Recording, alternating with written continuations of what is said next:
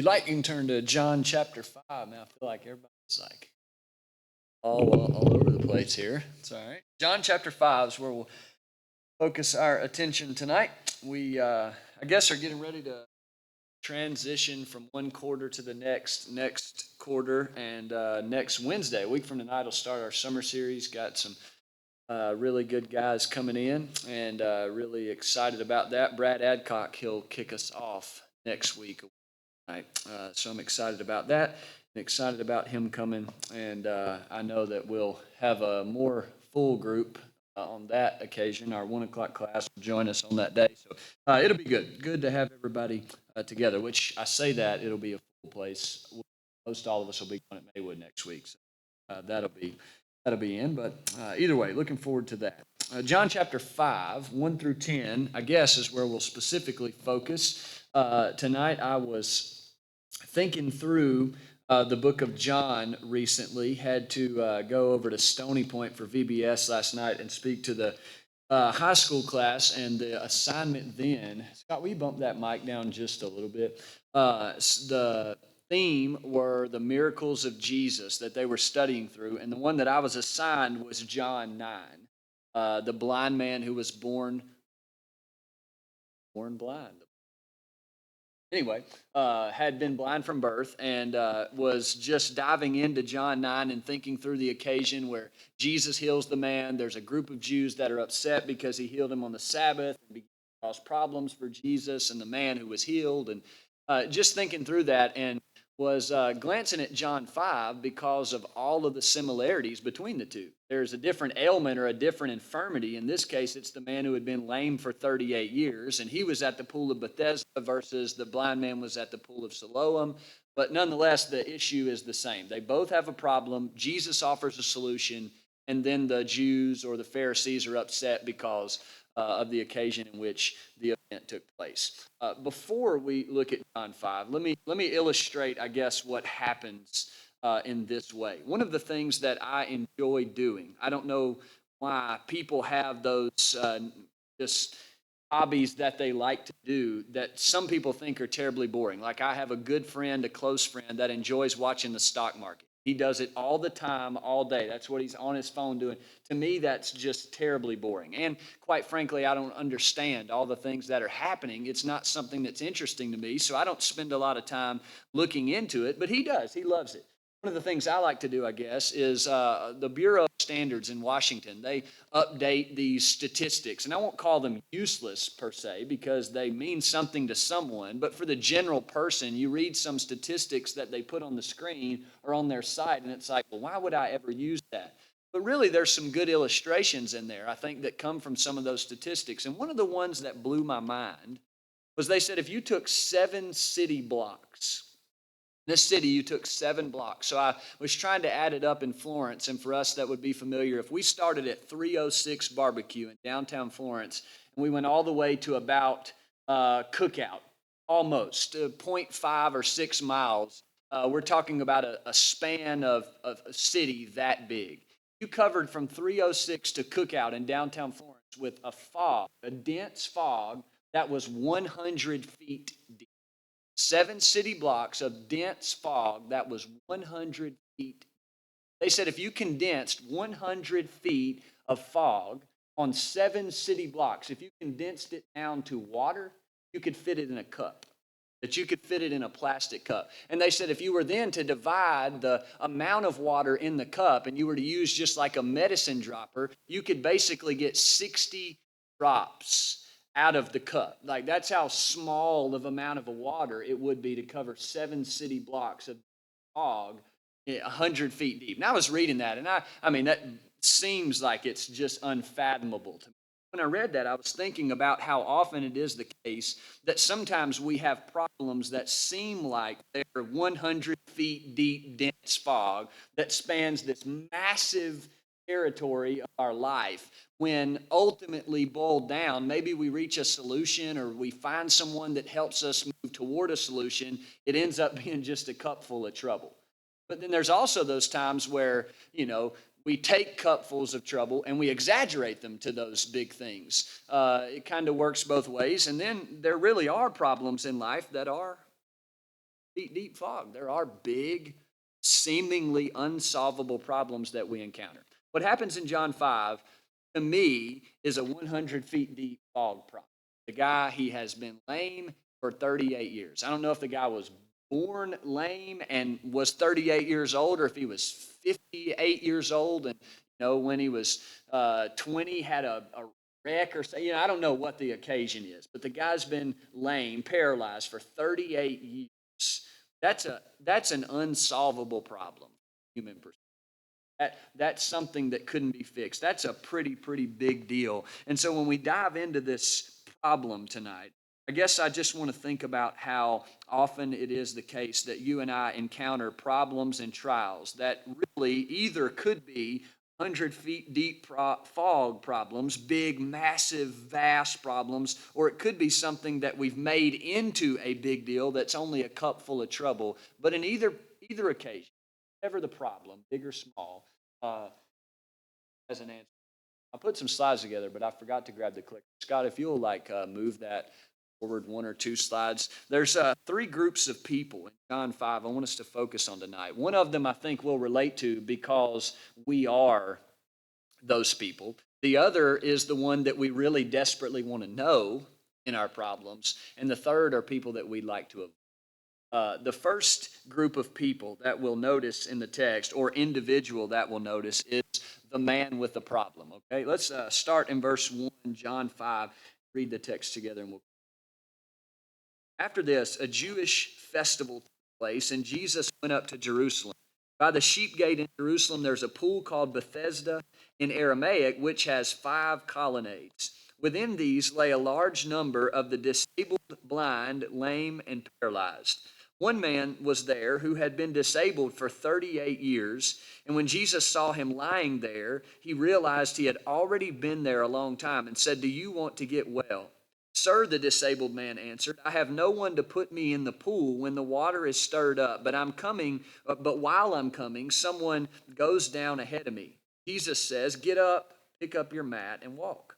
Instantly the man got well, picked up his mat, and began to walk. Now the day was the Sabbath, and the Jews who had seen this man be healed, they said to you, "This is the Sabbath. The law prohibits you from picking up your bed." And he replied, "The man who made me well told me, pick up your mat and walk." So we'll leave it right there, I guess, for a second, and let's zoom in on the man with the problem. And I think the reason why I wanted to break it down this way, at least think about people or groups of people, is to consider the fact that I guess we relate to this guy. And maybe the reason we relate to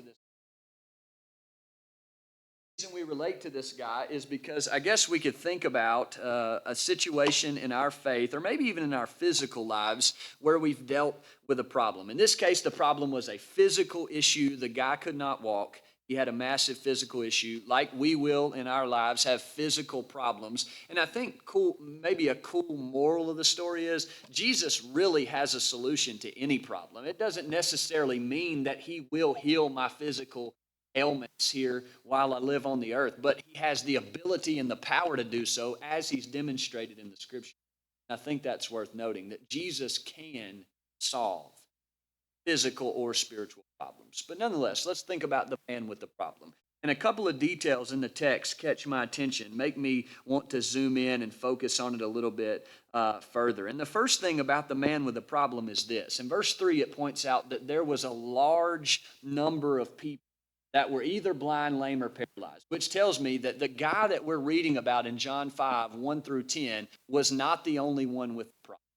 That there were other people, a bunch of people around him that were affected by some sort of disease or illness or ailment or infirmity, just like he was. That this was sort of like the picture of like a nursing home facility or a hospital, something of the sort, where a lot of people were looking for some sort of hope, some sort of recovery, something that would help them get better. Maybe it was good timing because they wanted to be the first one in the pool when the angel stirred the waters so they could get better. Either way, all of these people are in the same boat. They have an infirmity, an ailment, or an illness, and they're all looking for some sort of glimmer of hope. Now, I don't know if the guy that was, having a conversation with Jesus here in the text, I don't know if he was more deserving of hope than the other people, or if he was not. I don't know really what the situation was. The text doesn't say. But I think when I read verse number 3, that there was a large number of people that were disabled, blind, lame, and paralyzed, it made me think about how sometimes when I struggle with whatever problem it is, if it's a physical problem or a physical struggle or even a spiritual problem or a spiritual struggle, how easy it is and how often sometimes we're tempted to think that we're the only people that are struggling with whatever it is that we're dealing with. People don't understand how we feel, or people don't understand what I'm going through because I'm the one suffering. And then that causes us to lose sight of the fact that other people are suffering too, that other people have their own problems. And it also helps us, or really doesn't help, but it makes us think that no one could possibly understand difficult. Just like then, today, obviously, people have all kinds of infirmities and all kinds of struggles and all kinds of difficulties, some physical, some spiritual. But the reality is, I think it's both convicting and comforting to read John 5 and verse 3. That when we look at the text and we see a man with a notable problem, it's comforting to know that he wasn't the only. That when I'm dealing with whatever it is I deal with in my life, it's comforting to know that I'm not the only one things, that I can and will know and find people that can help me deal with my problems because inevitably they're probably dealing with something similar. But it's convicting to me too to make me think about how sometimes I'm the reason that I think that. Gear my mind to remember, to think about others and their struggles as well. There's a large portion of the New Testament that's focused on others. Give honor to one another, give love to one another, bear one another's burdens. There's just a special emphasis on the outward focused nature of the person who's following Jesus. I think that's a big deal to remember this guy, that he wasn't the only one. The second thing about him, too, that catches is that it lasted for a long time. Like in verse 5, there was a man there who had been disabled for 38 years. I'm 29 years old. Feels like a long time. Right? We were talking in the 1 o'clock class today. Miss Alice is 100 years old. She'll be thinking that's an incredibly long time.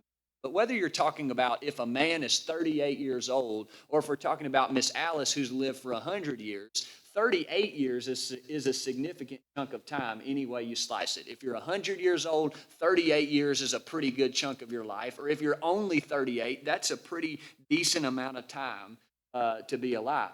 Not only that, but the Bible also often talks about people who had long-standing issues. Like right in the book of John, the one I mentioned at the beginning, there was John 9, the man who was born blind. I don't know how old he was when the text really starts to unfold, but it seems to me by the verses that he is at least an adult, like he's lived a long period of time being blind. Or there's the girl in Matthew 9 who had the issue of blood for 12 years. 12 years is a significant time if you have an issue such as that. So, I mean, you think about how the Bible, I guess, always talks about people or individuals dealing with long-standing troubles or long-standing issues. And I think the moral of that story, when I think about it in terms of my problems lasting a long time, I don't know of anywhere in the New Testament, and maybe you do, and if you do, then I guess we need to talk afterwards. I don't know of anywhere in the New Testament that promises any of our problems will ever go away.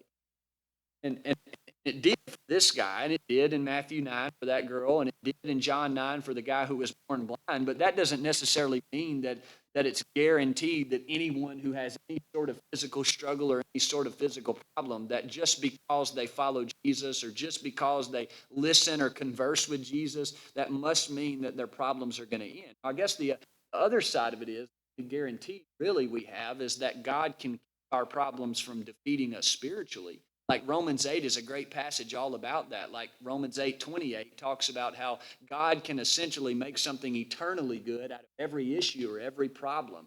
Then verses 35 through following, really through the end of the chapter, about how God essentially can use or protect us or provide for us even in the midst of our problems. And while they may not ever go away, he can keep them from spiritually us. You think about like all of the occasions in the New Testament where the disciples were caught in storms. You know, Jesus just didn't automatically make the storm go away, but he assured them, I'm with you in the middle of the storm.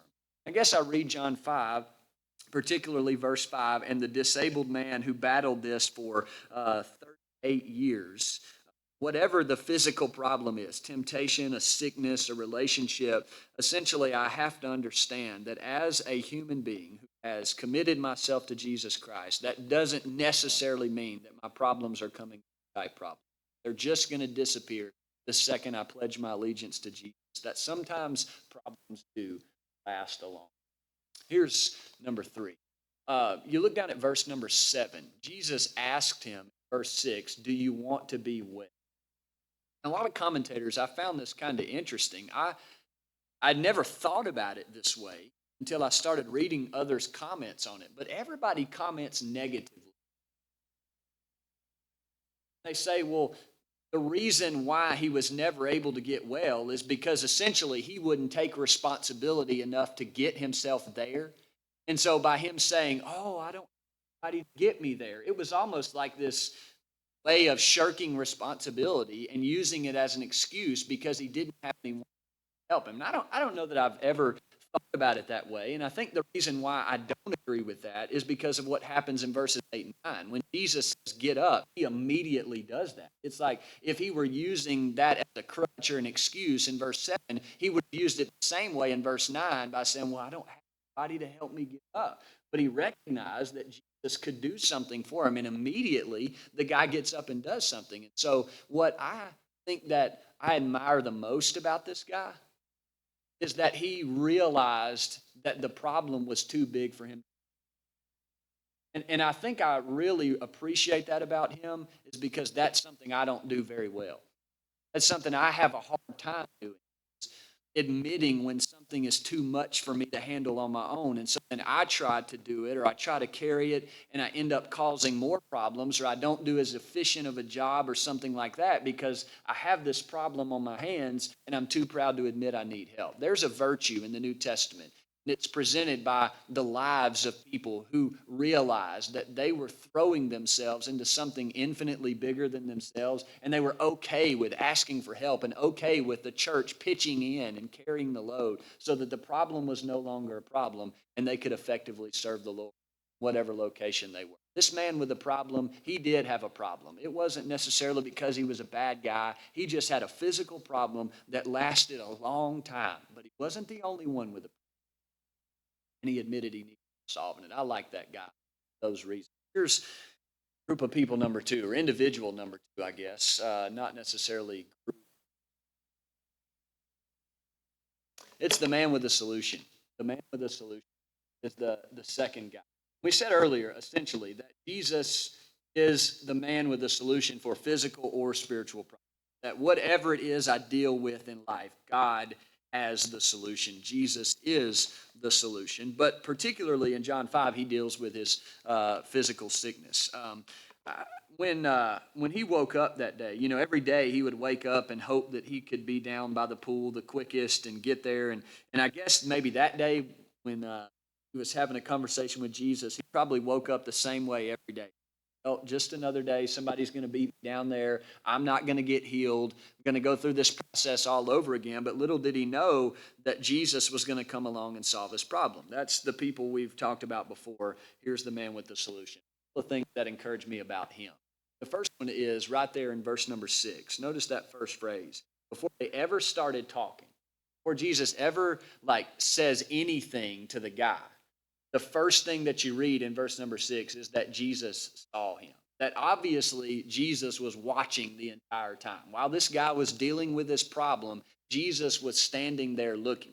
Now, someone might say, well, why didn't he do something earlier? Why didn't he do something? He was standing there watching. I don't necessarily take it that way as much as I do that this man was watching, Jesus rather, was watching this man before the man ever knew it. And he was looking at him, obviously, with compassionate eyes because he was moved to help him out of his problem or to bring a solution to his issue. It's like I make note of the condition of the guy, and then I moved with action to bring about a solution. And that's what Jesus does. Now, I guess that's comforting to me because now I know, because I have a great example of this, not just limited to John 5, but multiple occasions, passages and examples where we realize that God is always watching. In the good and the bad, in the problematic times or in the happy times when everything is thriving. We read passages like he knows when the sparrow falls down out of its nest, or how many hairs are on the top of an individual's head. And Peter even makes the point on several occasions in 1 Peter 5 and verse number 7, cast your cares on him because he cares for you. It's obvious then that in the middle of those problematic times, that what Jesus did for this guy in John 5 and verse 6, he does for you. While we're dealing with problems, whatever those might be, God is confidence to deal with my problems because I know. Here's, I guess, interesting thing number two about the man with the solution. In verse 6, he asked them that question, do you want to get well? It's like he was trying to determine how much the guy wanted to. How much do you want to get out of your problem? How much do you want to get better? Is there any point in you like that you want to do something? And through the New Testament, he really still asks the same question today. Do you want to be free from your struggles? We sing that song. Would you be free from the burden of sin? There's power, and it's like there. Jesus only helps us to the extent that we want to be. He never made the man get up. He was asking him, "Do you want to do that?" The man obviously must have said, yes, I want to do that. So Jesus tells him to get up. But never do you have an occasion where Jesus made someone do something they didn't want to do. But he would gauge their interest in this conversation about heavenly things or about solving their problems, and he would only help them to the extent that they wanted to be helped. This guy, it's like he was recognizing Jesus has a solution for my problem, but God's not going to do the work that he wants me to do. Like, he's not going to do something for me that he requires me to do. He had to respond. He had a part, essentially, that Jesus did want the guy to overcome his problems, but there was a response on behalf. So I think it makes me stop, think about my problems, and how sometimes I guess the easy thing would be for them all to just go away. But at some point or another, a responsible person has to realize that there's a question, I guess, you have to work through, and that is, how bad do I want to this problem? Like, how bad do I want this? How bad do I want this to go? If it's sin, how much am I willing to sacrifice so that I can get rid of this problem? I might have to sacrifice friends or family, job or relationship. Like, how much am I willing to sacrifice to make sure this problem goes? Jesus was only going to help the man to the extent that. Then here's this number three. In verse 8 and 9, when he tells him essentially, I can't walk, I need some help to get to the pool. And Jesus says, get up, pick your mat up and walk. And I read that and I'm thinking, wait, did Jesus not just hear what the guy said? I can't walk. I've been paralyzed for 38 years. And Jesus says, get up and walk. Like, the answer seems unrelated to what, the guy would have been expecting in the moment. It's kind of like how that happens in life. I remember one of the deep dives I did in hunting season was trying to figure out how to keep my. That's the age-old battle for me hunting season. I've bought really good boots that are really, insulated, but that doesn't work. I've tried to put on more socks, but that doesn't work. So you start Googling to figure out how to keep your feet warm, and they say, well, put a hat on your head because all your body heat escapes through your head. And I'm thinking, that's dumb. That doesn't help my feet if I put something on my head. Sometimes the answer seems unrelated to the problem, but there's a solution. And Jesus was like, or the guy says, I can't walk. And Jesus says, well, get up. It doesn't make sense, but the solution that God offers most times doesn't really make sense to humans, but it's a solution that moves us toward a greater idea. You see verse 8, when Jesus said, get up and walk, instantly the guy does that, picks up his and started to walk. When I read verses 8 and 9, what it tells me about Jesus is that he was equal to the guy says, man, I can't walk. And Jesus says, yes, you can. In other words, from our perspective, this is an unsolvable problem. There's no way this could ever says, I can fix it. I can handle it. No matter how big, if it's 100 feet deep, vast problem, or if it's just a cup full of water type, Jesus is up to the no matter how big. Here's group number 3 right here in the text. And that's more, I guess, the people we want to avoid. We sometimes are the people with the problem or want to meet the guy with the solution. Whether it's a physical problem or a spiritual problem, Jesus has a solution. Big or small, Jesus has a solution. But then there's another group of people in the text that they just really existed to cause problems. Because verse 10, these Jews start talking to the guy that's been healed, and they're like, hey, this is the Sabbath day. You can't pick up your bed. And so he said, well, the guy who healed me told me to do that. And they said, well, who is that, verse 12, that told you to pick up your mat and walk? But the man who was healed didn't know who it was because Jesus had slipped away into the crowd that was there. After this, Jesus found him in the temple and said to him, see, you are well. Do not sin anymore so that something worse doesn't happen. And reported to the Jews it was Jesus who made him well. Therefore, the Jews began persecuting Jesus because he was doing these things on the Sabbath. Jesus responded, my Father is still working, so I'm working also. This is why the Jews began all the more trying to kill him. Not only was he breaking the Sabbath in their eyes, but he was even calling God his own Father, making himself equal with God. So the man with a problem, he was the victim. A hero was Jesus, which makes these Jews the villain. They were the ones that were corrupt, jealous men that were essentially causing problems where problems didn't exist, or that they were bringing up issues that had already been solved in conversations with Jesus. Notice, first of all, in verse number 10, how they saw problems that didn't exist. So the first thing that the Jews see is that Jesus had healed on the Sabbath day, or that this guy does nothing more than just pick up his mat and start walking. Never mind the fact that Jesus just solved a 38-year-old problem, right? But the fact that they're drawn to, or the issue that catches their attention is this guy picked up his mat and Jesus did it on the Sabbath day. That's a massive issue. And before that, in Mark's gospel, before this all takes place in Mark's writings, in Mark chapter 2, verses 27 and 28, Jesus had already answered all of their objections concerning the Sabbath, what you can do on the Sabbath, what you can't do on the Sabbath. But I think what Jesus wanted them to understand is that, hey, if I heal a man on the Sabbath day, that's not work, that's a blessing. I'm changing that man's life. It's not work, that's a blessing. And so I think that it changed, or he should have changed their. They were just trying to find a problem with what Jesus did. So I read verse 10 and I think to myself, there are people that we'll encounter in our lives that don't want to see us. They don't want to see us do better. They don't want to see us do right. They don't want to see our problems. If they're spiritual problems, they would rather us persist in those problems than we would get better. That's just the way some people are. It was no different it was no different in the man who had been born blind in John 9. They accused him essentially of the same thing on the Sabbath. It was just a massive issue of people seeing problems where problems didn't exist. But then you sort of read on and glance down through the rest of the conversation, they couldn't see that the problem had already been solved. And that was the issue that was 38 years old. Like I said, it blows my mind that when this guy who's been disabled for 38 years is mysteriously walking around carrying his bed, that the first thing out of their mouth is, wait a second, you can't carry your bed today. How could you miss that? How could you miss the fact that I haven't been able to do this for 38 years and now miraculously I'm doing that?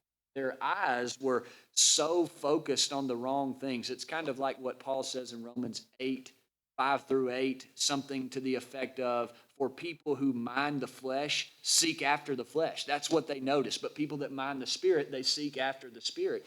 Those who are fleshly minded or carnally minded, those are the things that they see and by nature reap. And so essentially you have that in John 5, where these guys, they were not thinking spiritually about the matter or seeing Jesus for who he truly was, because they missed the fact that a guy couldn't walk for 30. Don't we encounter people like that a lot that just really miss it? They miss it. They can't see that Jesus has offered a massive solution, but because they're looking at things through the wrong lenses, with the wrong eyes, they indeed miss what God is offering. And then this, in verses 16 through, yes, wind down the text. And it really builds on this throughout the remainder chapter, but most notably, you see it in verses 16 through. They're actively trying to kill, persecute. Now they're not just seeing problems that aren't there, but they're creating more. They're trying to wreak havoc on Jesus and on this man who has been healed. And Jesus essentially says, "You're with me or you're against me. You're either going to understand what I'm doing," and that's what he tells them in verse 19 and following. You're either going to understand what I'm doing for my Father, or you're not. You're either for me or you're against me. And then it shifts the attention away from the physical problem of the guy who couldn't walk to the real problem of their spiritual conditions. And he starts to tell them, listen, you're the one with the real problem. It's not this guy who can now walk, and it's not this guy who was carrying his bed, but it's you. It's the contrast in verse 24 that there's people that hear his words and people that believe his words, and they have eternal life, and they won't go eternal death. But you, on the other hand, that's just not true. It's not right. You are in danger of spiritual death because you have this problem that you can't see. There's a solution. Same way in verse number 9. Those who have done good things, the resurrection of life. Wicked things, resurrection, condemnation. Jesus said, have a major. And the solution is standing right here in it. And as a result of you not seeing me, but I am, and the solution for what it is, not only do you have a problem, but you're causing problems. And you're adding problems to people's lives where problems don't. Which sort of makes me think about my life, whether or not I'm right with, first of all. That sort of, I guess, shows me what happens when I'm not. That not only is it just a problem, not only am I causing problems or living with problems in my own life when I'm not following the solution that Jesus offers, but then by extension, it's going to cause problems and people are going to suffer as a result of bad decisions. Maybe it's our family, maybe it's our church family, it's our co-workers at work, but whatever it is, when I choose to stop following and honoring God's solution, I don't just have problems in my own, but then I start causing. Um, I guess as I sort of read through the passage, I found areas of improvement in my own life, which may be why this was on my mind so much over the last couple of weeks. And as I thought about it in preparation for last night, and then, of course, as we were talking tonight, I thought about how often it is the case that I am the man with the problem. And I was comforted and encouraged and even a little bit convicted by the fact that Jesus points out, and John, inspiration, points out that this guy wasn't the only one, as if to remind the readers, as I look around tonight, that I know I'm not the only one struggling. It encourages me to love you guys more, to be so much more gracious to anyone that I'm, because I'm not that has a problem, and that just because I'm trying to do my best, and just because I'm trying to honor God by the way that I live, doesn't mean that my problem's going to go away just very quickly, and that I do need to invite people into my struggles sometimes because there are things I just can't do. But even more than that, the thing that I take away from John, if my problem is just a cupful, or if it's something so big, seemingly unsolvable from a human perspective, dense fog covering 7 city blocks, if that's how big my problem is, Jesus is small. There was a guy who said something to me one time and didn't really know how much of an impact, I guess, that it was going to have on. Still remember him saying something to the effect of, don't borrow truth. Don't borrow truth. As if to say, you're going to have so much things, so many things that you encounter in your life that cause problems. Don't add to those things. I think that may be what I take away from like John 5 and verse 3 with this guy being reminded, or the readers being reminded that, listen, don't put more on yourself than you're already dealing. Understand that there are people around you that can not the only thing. Don't borrow any more trouble than you have. Look to the Any question or thoughts on have any seen these play out in your own? Any thoughts?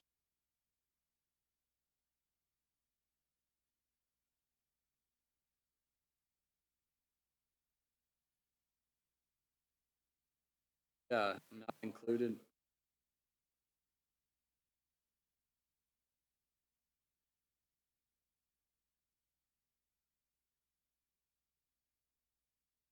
Yeah, yeah. So I guess if you're not looking right down at it, or maybe your Bible doesn't have verse 4, essentially it goes into more detail about what the pool actually was. Angel that would stir the water up, and that individual could get into the water. I know the CSB I'm reading doesn't have it. I believe the ESV doesn't have it. Is that what you're looking at? Uh, yeah, yeah, that doesn't have it. So essentially, like I said, it just goes into detail more about the pool itself. And I guess my original thoughts on this, I've never really peeled back the layers about that more, I guess, because what you have in the text is the obvious. I've never really looked into it, but I've always been taught, understood that there was never really any evidence to prove that anybody ever was, or like a placebo type thing. Who got there first just thought that it, along the lines of that. I thought about it too yesterday. I didn't ever look into it anymore, but I was messing with. He was eating, but I put my finger that had no mouth, and he started chewing and swallowed like he had, thought he got it and was fine, satisfied. I almost wondering, trying to think,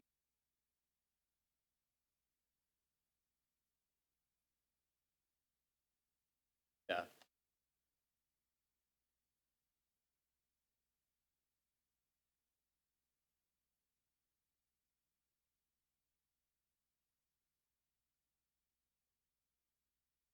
it's not going to fix it anyway. That's right. Good point.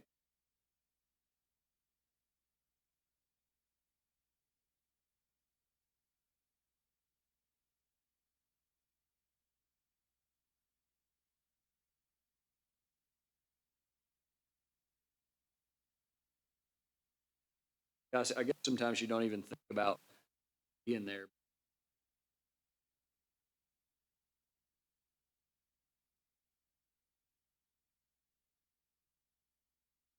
I mean, and you also see later on in the text, he says, okay, now that you are healed, don't sin anymore. Like, don't, it wasn't that he was just healing his physical problems, also obviously offering guidance, because he does the same thing for the listed,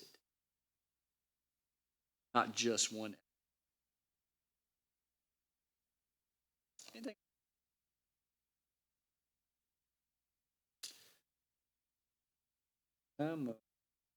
Dismiss for a few minutes, and then devotional.